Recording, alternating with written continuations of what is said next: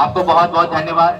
और आज बहुत मुझे खुशी हो रही है कि मैं रोहतास की धरती पर आया हूँ, क्योंकि रोहतास की धरती, जब झारखंड में आदिवासी की बात होती है, चेरो, मुंडा, उरांव, खरवार, बत्ती जनजाति की बात होती है, तो बात होती है कि हम कहां से आए हैं।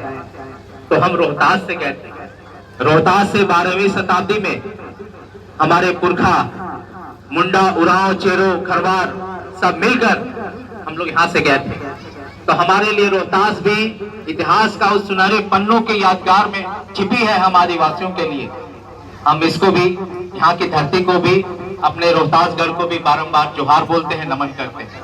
आप सबों को पुनः एक बार जोहार। मैं आशुतोष सिंह चेरो और मैं अपने आदिवासी समुदाय का अगुवाई, आदिवासी अगुवा के रूप में आप सबों के बीच उपस्थित हुआ हूँ।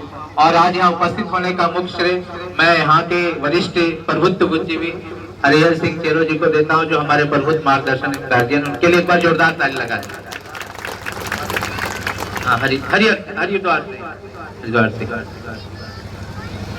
आज हम सभी भगवान बिरसा मुंडा जी के 150वीं जयंती के अवसर पर उपस्थित हुए हैं। देखिए, भगवान बिरसा मुंडा जी ये सिर्फ आदिवासियों के नहीं, ये समस्त भारतवर्ष के आदिवासी मूलवासियों पूछते हैं। यहाँ तक कि मैं बता दूं कि सभी लोग शिव शंकर, भगवान विष्णु सबको पूछते हैं, लेकिन मैं जब मेरी सुबह होती है, नित्य क्रिया से निमित्त होता हूँ, तो मेरे घर में भगवान बिरसा मुंडा जी का एक फोटो है। मैं नहाकर उन्हीं को अपना पुरखा मानता हूँ, उन्हीं को मैं पूजा करता हूँ। इनके अलावा मैं किसी भगवान को नहीं मानता, क्योंकि मैं आदिवासी हूँ और आदिवासी इंसान द्वारा बनाया, इंसान द्वारा लिखित कोई ग्रंथ, कोई भगवान को आदिवासी नहीं मानता है। और मैं भगवान बिरसा मुंडा को ही साक्षात देवांगन मानता हूँ। और हम आदिवासी हैं और हम प्रकृति को ही अपना भगवान मानते हैं, क्योंकि इस धरती पर प्रकृति से बड़ा कोई नहीं है। इसीलिए आदिवासी जोहार बोलते हैं। जोहार का मतलब होता है पहले प्रकृति की जीत, पहले सृष्टि की जीत। जब प्रकृति ही नहीं रहेगा तो इंसान कहां से रहेंगे। जब इंसान ही नहीं रहेगा तो फिर भगवान का उत्पत्ति करेगा कौन। तो हम आदिवासियों के लिए प्रकृति से बड़ा कोई देव नहीं, प्रकृति से बड़ा कोई शक्ति नहीं।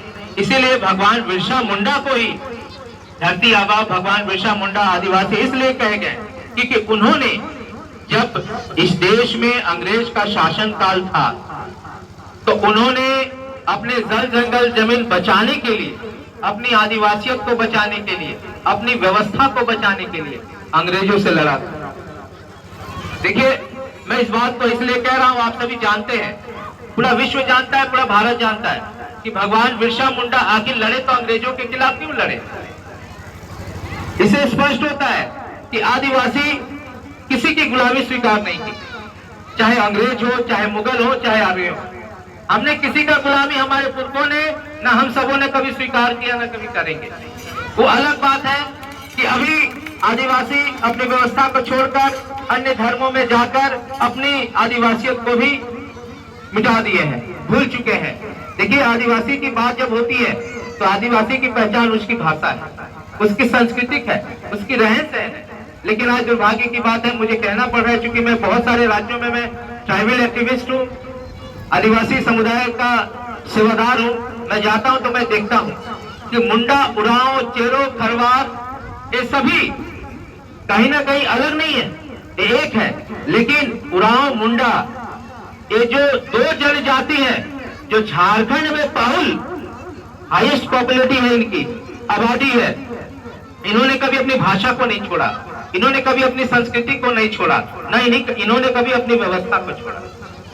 मैं इसलिए बोल रहा हूँ कि आज मैं चेरो समुदाय से हूँ, और चेरो समुदाय में मैं आजकल जा रहा हूँ, चाहे बिहार हो, चाहे उत्तर प्रदेश हो, चाहे असम हो, सब लोगों ने अपनी संस्कृति, अपनी भाषा को कहीं ना कहीं छोड़कर अन्य धर्मों की गुलामी कर रहे हैं, जिसकी वजह से आज हम सभी अपनी भाषा को ही छोड़ दिए। हमें पता ही नहीं कि हमारी भाषा क्या है, हमें पता ही नहीं कि हमारा व्यवस्था क्या है, हमारी संस्कृति क्या है। तो सबसे पहले बात है कि हमें अपनी भाषा, अपनी संस्कृति को जानने के लिए हमें शिक्षित होना होगा। जब शिक्षा ही को नहीं हम पकड़ेंगे, जब शिक्षित ही नहीं बनेंगे, तो जाहिर सी बात है कि हम ना अपनी भाषा की ओर जा सकते हैं, ना संस्कृति की ओर जा सकते हैं, ना आदिवासियत की ओर जा सकते हैं।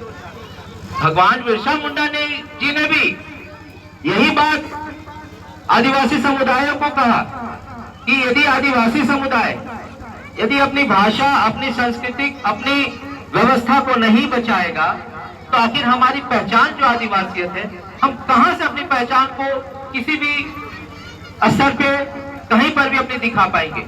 तो मैं देखता हूं कि विभिन्न जगहों पे मैं देखता हूं कि आदिवासी समुदाय के साथ अन्य मूलवासी समुदाय, अन्य समुदाय हैं, लेकिन उनमें हमारा एक फर्क है कि हम आदिवासी हैं तो हमारी व्यवस्था क्या है। तो भगवान बिरसा मुंडा जी का जो एक नारा था, अबुआ दिशुम अबुआ राज, हम झारखंड में बोलते हैं कि अबुआ दिशुम अबुआ राज, मतलब हमारा घर, हमारा देश में हमारा राज। हम आदिवासी हैं, हम मूलवासी हैं, हमारी संस्कृति है, हमारी सभ्यता है, हमारी भाषा है, हमारी एक अलग पहचान है। और हम आदिवासी हैं तो आज देखिए जो जिस प्रकार से इन बुजुर्गों ने अपना गीत मांगर से हमें स्वागत किया, हमारी व्यवस्था को दिखाया, तो एक पहचान है आदिवासियों का।